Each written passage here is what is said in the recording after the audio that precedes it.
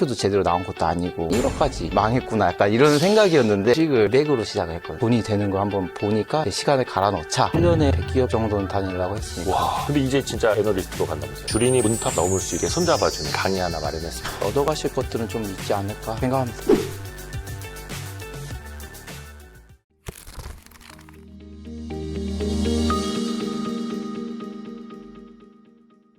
이번에는 증권 섹터 한번 여쭤볼게요. 증권 올 들어서 제일 상승률이 네. 높았던 이 섹터가 증권이더라고요.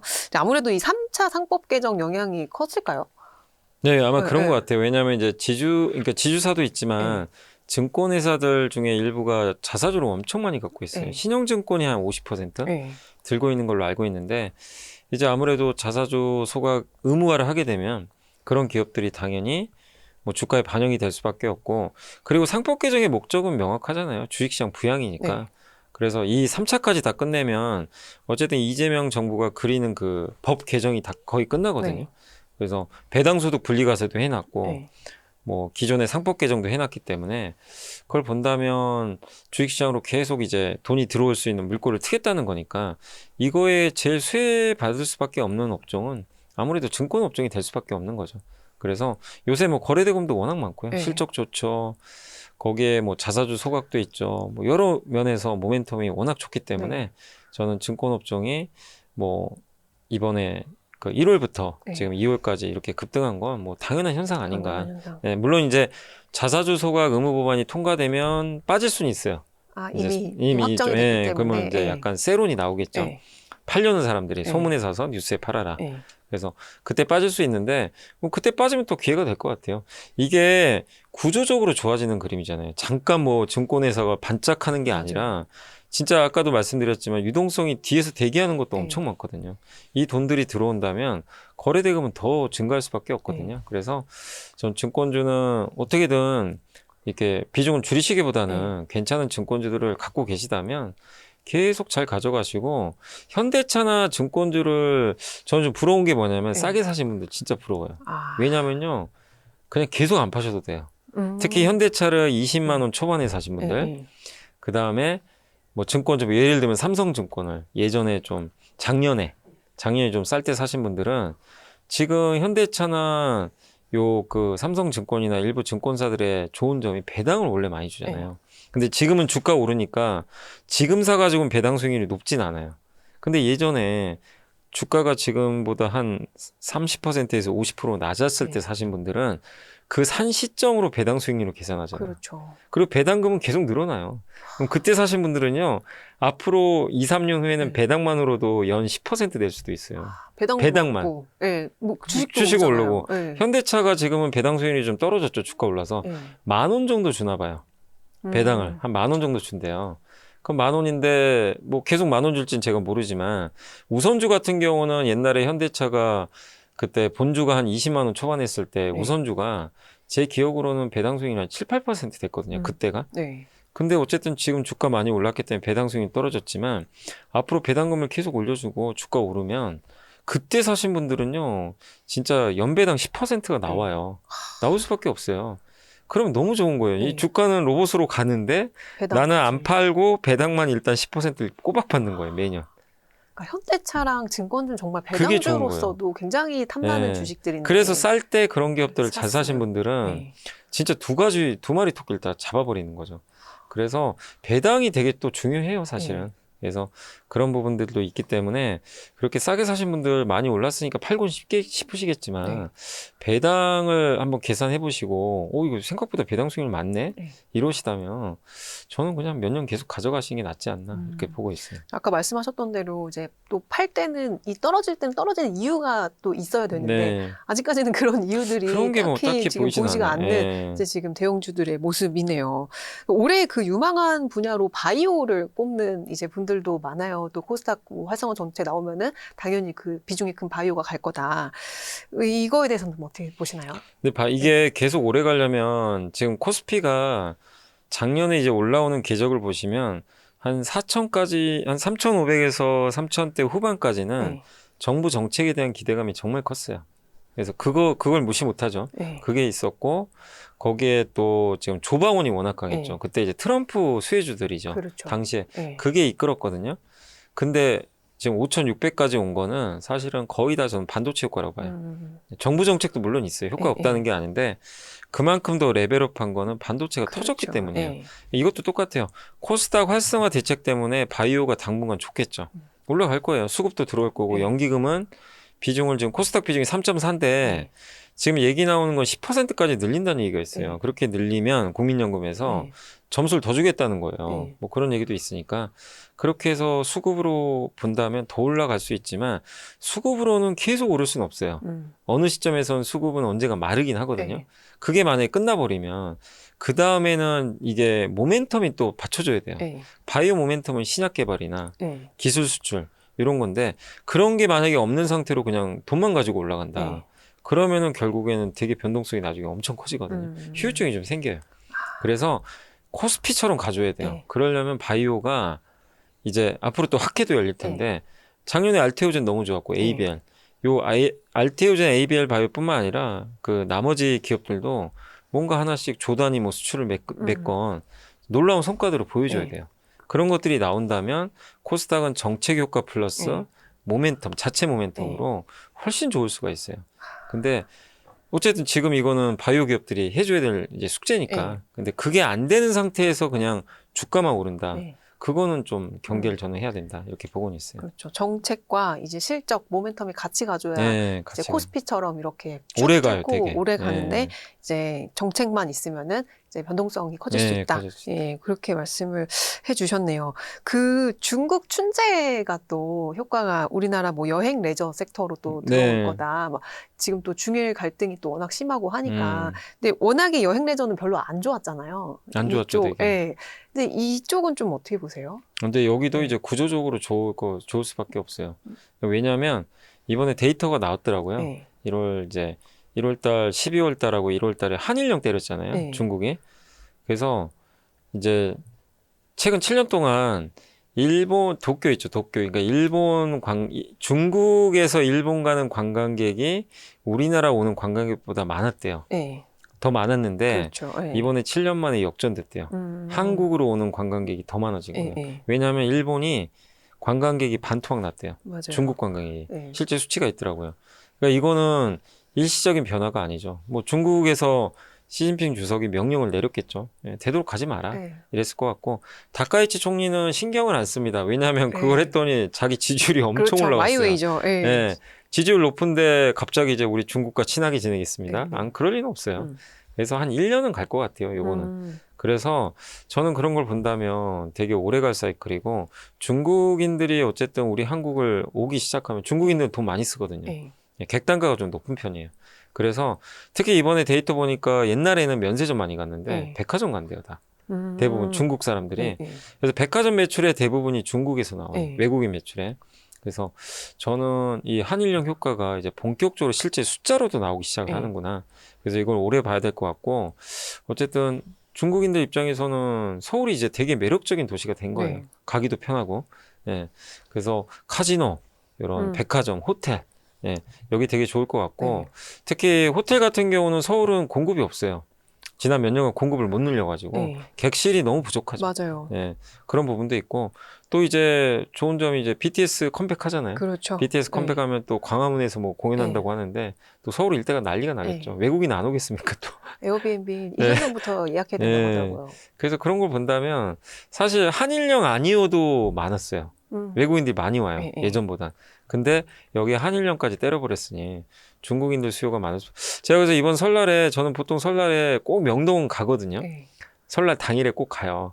그냥 가서- 시장 조사하러 가시는 건가요? 아니, 시장 조사기보다는 이제 거기 가서 거기 외국인밖에 없어요, 네. 사실은. 뭐 아시겠죠? 한국인은 거의 없고. 그렇죠. 근데 이제 작년과 올해가 좀 다른 게 느껴졌어요. 작년엔 중국인들이 많지가 않았어요. 올해도 제가 갔다 왔는데 네. 저녁에 갔는데 거의 다 중국어밖에 안 들려요. 음. 대부분이 중국 사람이에요.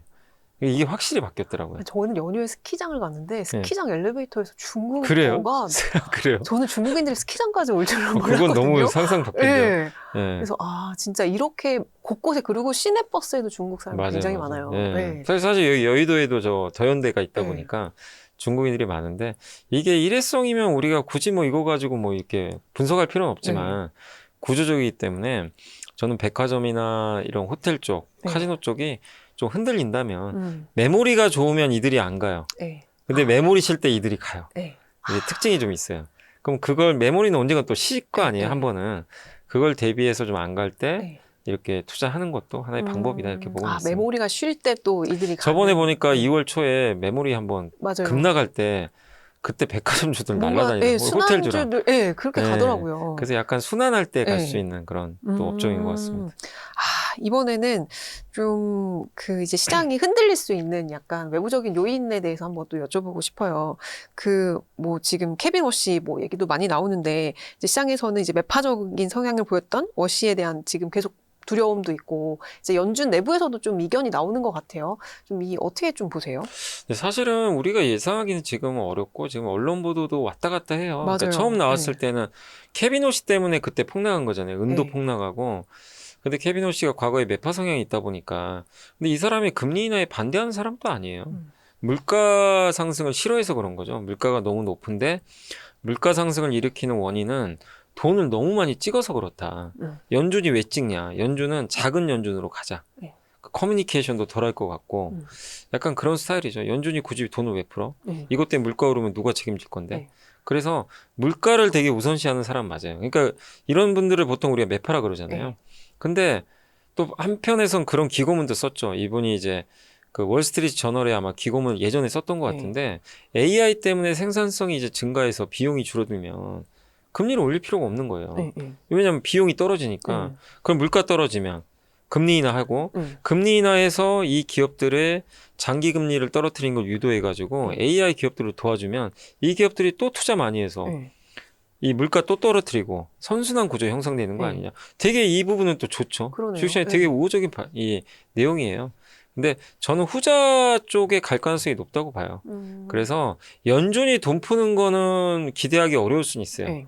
그러니까 그냥 연준이 이제 찍어내는 거는. 네, 찍어내는 건 좀 어렵겠지만 그렇다고 트럼프 행정부가 돈 찍는 걸 막을 수는 없어요. 그건 재무부가 하는 거는 거기에 터치는 안 할 것 같고 트럼프가 그걸 알면서도 이 사람을 어쨌든 이 케빈 오시는 코드 인사예요. 트럼프가 찍어서 넣은 거예요. 트럼프의 입맛에 안 맞으면 전 넣을 리가 없다고 생각해요. 그래서 어떤 식으로 소통할지는 좀 봐야 되겠지만 정치적인 이해관계를 좀 저는 이렇게 생각해 보면 케빈 오시도 결국엔 금리 인하에 동참할 수밖에 없다. 물가만 높지 않으면. 물가 튀면 트럼프도 할 말은 없어요. 케빈 오시가 이제 갖고 오겠죠. 이번에 물가 너무 튀어가지고 저 금리 인상 한번 해야 될 것 같습니다. 이러면 트럼프가 뭐라고 하겠어요? 물론 반대는 하겠지만 명분이 없어요. 뭐 물가가 너무 튀면. 근데 다행히 지난주에 미국 소비자 물가가 예상보다 낮게 나왔더라고요. 물가가 생각보다 높지가 않아요. 좀 꺾이고 있고. 그래서 물가 상승률만 저는 그래서 제일 신경 쓰는 게 이번 상승장에서 제일 리스크를 물가로 봐요. 예상치 않게 물가 튀면 모든 스텝이 다 꼬여버려요. 금리 인하도 못하고 잘못하면 인상 얘기 나오고 긴축으로 갈 수 있잖아요. 그러면 유동성이 이제 반대로 가버리니까. 그렇죠. 그럼 시장이 바짝 긴장하죠. 작년에도 기억하시겠지만 작년 11월에 주식시장이 한 달 폭락했잖아요. 이 미국도. 그때 빠진 이유가 금리 인하 안 한다 그래서 급락한 거거든요. 셧다운 때문에 데이터 못 보니까 금리 인하 못하고 동결할 거다. 인상하는 것도 아니에요. 동결한다는 얘기 때문에 한 달 동안 주가가 박살이 난 거예요. 근데 만약에 물가 튀어가지고 금리 인상 얘기까지 만약에 혹시 나오면 시장이 얼마나 놀라겠어요. 굉장히 이제 힘들어지는 거죠. 그래서 저는 이제 신경 쓰는 게 물가인데 물가만 높게 안 나오면 케빈 오시뿐만 아니라 더 매파인 사람이 연준의장이 돼도 걱정할 게 전혀 없어요. 근데 어쨌든 우리가 신경 써야 될 거는 물가인데 FMC 의사록 보니까 연준 의사들도 그러니까 위원들도 막 서로 말들이 다 달라요. 다 달라요. 네, 막 금리 인상해야 된다는 사람도 있고 맞아요. 아니다 데이터 보자. 금리 더 낮춰야지 뭔 소리 하고 있냐. 이게 서로 막 그러니까 그들도 지금 네, 같은 몰라요. 지표를 보고 사실 소비자 맞아요. 물가도 네. 이제 그 서비스 물가로 보면은 또 이게 관세 영향을 그대로 받아서 네. 올랐다 또 이런 얘기도 있고. 그러니까 지금 네. 2%로 지금 가고는 있어요. 방향은 맞는데 파월 의장도 그랬잖아요. 이번 1분기 말이나 2분기가 물가 고점이다. 꺾일 네. 거다. 이렇게도 보지만 아니다. 돈 이렇게 풀어 제꼈는데 물가 오르는 거 아니야? 네. 더 봐야 된다. 이렇게 서로 의견이 엇갈리거든요. 그래서 우리가 감히 예측하기는 사실 저는 좀 쉽진 않다. 하지만 그래도 아직까지 나오는 데이터를 보면 저는 물가는 크게 안 오를 거라고 봐요. 왜냐하면 물가가 튀면 트럼프는 중간선거 무조건 집니다. 그렇죠. 그래서 전기요금 못 올리게 하려고 데이터 어떻게든 네, 압박하잖아요. 그 니들이 기업들 막 목 네. 비틀어가지고. 그다음에 금리 그 뭐죠? 네. 그 뭐죠? 이제 신용카드. 네. 예, 그 대출 금리 낮춰라. 그거 사실 하면 안 되는 건데 압박을 하고 있고 모기지 금리 낮춰라. 유가 무조건 떨어뜨리려고 노력을 할 거예요. 그래서 그런 것들이 올해 중간 선거랑 다 연결돼 있기 때문에 저는 물가 오르기가 쉽진 않다. 저는 그렇게 봐요. 정치적으로 봤을 때는. 그래서 저는 물가만 안 오르면 요새 미국장 별로 안 좋잖아요. 네. 걱정할 게 없어요. 미국도 좀 요즘에 최근에 안 좋지만 저는 오히려 기회라고 보는 게 실제 데이터들 보면요. 물가도 안정되는데 제일 좋은 그림은 미국 경기가 성장하는데 물가가 별로 안 높으면 네. 최고죠, 사실은. 그렇죠. 성장하면 물가가 높아지잖아요, 네. 원래. 근데 최근에 그런 모습이 나와요. 성장은 물가는 좀 하는데, 꺾이는데 네. 실제 데이터 좋아요. 지금 네. 얼마 전에 작년에 그 미국 주요 투자은행들이 미국 네. 경제 성장률을 올해 전망을 2.3%로 했대요, 평균. 네. 2월에 최근 데이터 나온 걸 봤거든요. 2.8로 올려버렸어요. 많이 올랐네요. 네. 네. 급격히 올려버린 거예요. 네. 세계은행은 작년에 1.6으로 봤는데 네. 2.2로 올려버렸어요. 다 올리기 시작했어요. 네. 그리고 실업률도 좀 꺾일 걸로 보고 있고 고용자 수는 늘 걸로 보고 있고 물론 전망이니까 바뀔 수 네. 있는데 주요 투자은행들이 미국 경제에 대해서 생각보다 지금 굉장히 좋게 보는데 그 속도가 갑자기 올라가기 시작을 했어요. 그러니까 미국 경기가 되게 생각보다 훨씬 좋은 거예요, 지금. 근데 그거는 지금 미국 증시에 제대로 저는 반영이 안 됐다고 생각하거든요. 그래서 요즘에 사스나 이런 것 때문에 미국은 소프트웨어가 워낙 크니까 그렇죠. 흔들리는 건 이해가지만 미국에 사스 기업만 있는 건 아니잖아요. 전체적으로 미국 경기는 되게 단단한데 네. 이 물가는 지금 어쨌든 조금씩이나마 꺾이는 상태고 그러면 금리 인상할 이유도 없고 금리는 한두 번 더 할 수도 있고 되게 좋은 그림이에요. 그리고 미국이 이렇게 경기가 괜찮으면 당연히 한국도 좋을 수밖에 없어요. 그게 좋은 거 중에 하나가 데이터 센터 투자도 들어가요. 네. 지출을 많이 하니까. 그래서 이런 걸 본다면 저는 지금 매크로 쪽은 우리가 생각하는 것보다 훨씬 저는 분위기가 굉장히 좋은 편이다. 근데 시장은 아직은 그것까지는 반영을 네. 잘 안 하는 것 같다. 저는 그렇게 좀 생각하고 있어요. 사실 최근에 미국 기술주들이 많이 빠져가지고 네. 예, 좀 주변에도 되게 슬퍼하시는 분들이 근데 기술주들이 많은데, 네. 이제 워낙 지난 3년간 많이 오른 건 또 있어요. 그리고 투자만 너무 많이 하니까. 근데 지금 보면 미국도 그 낙수 효과를요, 굴뚝주들이 받아가고 있어요. 맞아요. 우리가 강한 이유가 네. 그거잖아요. 근데 캐터필러 막 신고가 나고, 그 다음에 골드만삭스 막 신고가 나고, 네. 옛날 산업들이 막 겁니다. 그러니까 미국을 우리가 기술주로만 봐서 그렇지, 네. 실제 미국 내부에서도 그런 이제 오래된 구경제 산업들이 되게 좀 괜찮거든요. 월마트도 그렇고. 그래서 지금 슈드가 갑자기 맞아요. 올해 들어서 네. 다시 각광받기 시작하고 그래서 있더라고요. 미국 네. 괜찮아요. 그리고 M7 저는 걱정할 거 별로 없는 것 네, 같아요. 네. 그들이 할 수 있는 투자하는 거라고 저는 생각하고 있습니다. 네. 근데 또 트럼프가 중간 선거에서 이제 어떻게든 그 전까지는 다 틀어 막아갖고 물가도 낮추고 네. 이렇게 금리 인하도 추세적으로 하고, 근데 이제 선거에서 이겼다. 그 이후에는 좀 변동성이 커질 수 있는 거 아닐까요? 네, 그건 그때가 생각하시죠. 뭐 굳이 지금. 근데 이게 그렇죠. 근데 좀 애매한 게 중간 선거에서 이제 사실 이기면 어쨌든 최소 1년은 또 트럼프 맘대로 가겠죠. 네. 그래서 트럼프 수혜주들은 또 괜찮을 것 같고, 다만 이제 관세로 그렇죠. 또 관세가 더, 또. 그러니까 네. 그거는 어떤 정책을 펼칠지 모르겠어요. 어디로 튈지 네, 모르니까. 그러니까 그래서 네. 중간 선거에서 일단 이기는 게 좋긴 좋아요. 증시에는 불확실성을 제거하는 거니까.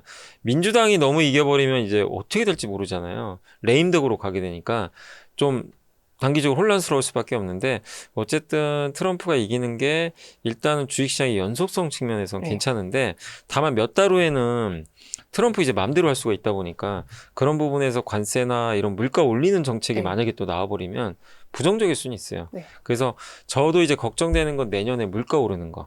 트럼프는 선심성 정책을 많이 펼칠 거거든요. 네.